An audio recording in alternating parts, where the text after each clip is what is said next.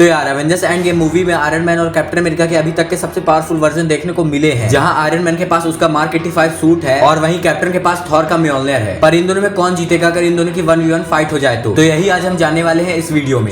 Video को पूरा देखना तो चलो पता कर लेते हैं कि आखिरकार इन दोनों में जीते हो कौन। पहले बात कर लेते हैं आयरन मैन की मार्क 85 सूट की। तो ये हमें एवेंजर्स एंड गेम मूवी में पहली बार देखने को मिला था, जो कि टोनी का अभी तक का सबसे पावरफुल सूट है, पर बाकी सूट्स के कंपैरिजन में ज्यादा। और मार्क 85 थैनोस के साथ भी फाइट कर चुका है और यहाँ तक कि थैनोस के पंचेस को सर्वाइव करने की ड्यूरेबिलिटी है इसके पास। जैसे कि ये सूट मार्क 50 का अपग्रेडेड वर्जन है, जिसने की पावर स्टोन के अटैक को वेस्ट कर दिया था। तो ये कहना गलत नहीं होगा कि मार्क 85 में भी यही कैपेबिलिटीज होंगी, क्योंकि टोनी अपनी गलतियों से सीखता है और अपने नैनो टेक्नोलॉजी से बहुत सारे वेपन्स बना सकता है, जैसे कि एनर्जी शील्ड, एनर्जी ब्लेड्स बनाया था उसने एंड गेम में। और mark 85 repulsor beam energy blast कर सकता है और ये टोनी का एक लौता ऐसा आर्मर है जो कि थॉर की लाइटनिंग को भी अब्सॉर्ब कर सकता है और उसे एक पावरफुल ब्लास्ट में कन्वर्ट कर सकता है। तो चलो बहुत बात हो गई आयरन मैन की, अब बात कर लेते हैं अपने वर्दी कैप्टन अमेरिका की। कैप्टन ने फाइनली प्रूव कर दिया कि वो थॉर के म्यूलर के लिए वर्दी है। जब उसने थॉर का म्यूलर उठाया तो म्यूलर के एन्चेंटमेंट होने की वजह से कैप्टन के पास थॉर की पावर्स आ गई, जिसकी वजह से उसे इंक्रीज ड्यूरेबिलिटी और स्ट्रेंथ भी मिली, जिसकी वजह से उसने थैनोस को सिर्फ एक ही म्यूलर के अटैक से पटक दिया और यहाँ तक कि थैनोस के अटैक को भी काउंटर करने की स्ट्रेंथ और ड्यूरेबिलिटी आ गई थी उसके पास। और कैप्टन के पास इसके अलावा लाइटनिंग को भी समन करने की पावर आ गई है और इसी के साथ साथ कैप्टन एमसीयू का best hand to hand fighter है, जिसकी वजह से कैप्टन को इस फाइट में सबसे बड़ा एडवांटेज मिलेगा और वो अपने हैमर, शील्ड और फिजिकल स्ट्रेंथ से काफी डेडली अटैक कर सकता है अपने अपोनेंट में, जिसकी वजह से वो कुछ टाइम के लिए थैनोस के ऊपर भी भारी पड़ गया था। तो चलो अब बात कर लेते हैं कि आखिरकार इन दोनों में जीतेगा कौन। और हाँ, मैं पहले बता दूं कि ये सिर्फ एंड गेम के ऊपर बेस्ड है और हम इसी से डिसाइड करेंगे कि इस फाइट का एक्चुअल विनर कौन है। तो दोनों ही कैरेक्टर्स ने थैनोस के साथ काफी इंप्रेसिव फाइट की थी, बट कैप्टन कुछ हद तक थैनोस के ऊपर भारी भी पड़ रहा था